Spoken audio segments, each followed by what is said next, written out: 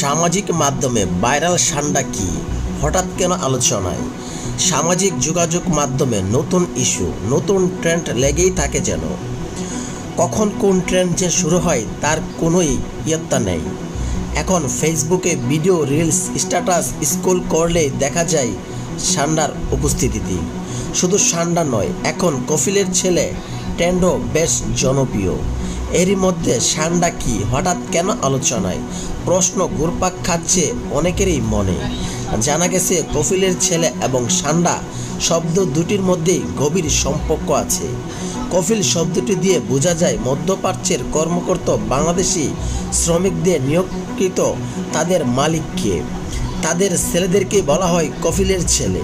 কফিলের ছেলে কেমন, কি খায়, কি পরে ইত্যাদি ঘিরে এখন নানান রসিকতা ও আলোচনা চলছে ফেসবুকে। মজার ব্যাপার, এই আলোচনার সঙ্গে জড়িয়ে সান্ডা নামক একটি প্রাণী। সান্ডা ও কফিলের ছেলে ট্রেন্ড জনপ্রিয় করার পেছনে আছে কিছু প্রবাসী বাংলাদেশি ব্লগার ভিডিও। তারা সৌদি আরবের মরুভূমিতে কাজ করেন। কাজের ফাঁকে ভিডিও বানিয়ে শেয়ার করেন ফেসবুকে।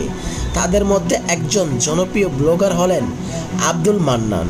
ফেসবুক প্রোফাইলে অনুযায়ী তিনি সৌদি আরবের দাম্মালে থাকেন এবং পেশায় ছাগল, উট ইত্যাদি চড়ান। তার ভিডিওতে প্রায় দেখা যায় গাধা, উট, ছাগল আর কাঁটাযুক্ত লেজওয়ালা লিজান্ড, যাকে বলা হয় সান্ডা।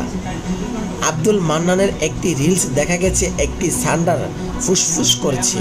তিনি বলেছেন, ও ভাইরে ভাই, সাপের মতো ফসফস করে, দেখেন, ওয়াও, অসাধারণ। এইটুকু বলার সঙ্গে সঙ্গে সান্ডা ফুস করে ওঠে। ভিডিওটি এখন পর্যন্ত 6.8 মিলিয়ন বেশি মানুষ দেখেছেন। যেভাবে ভিউ বাড়ছে, শীঘ্রই এই ভিডিও 10 মিলিয়ন ছাড়ে যেতে পারে। ভিডিওর ব্যাপকভাবে শেয়ার হচ্ছে, তার থেকে শুরু হয় সান্ডা নিয়ে আলোচনা।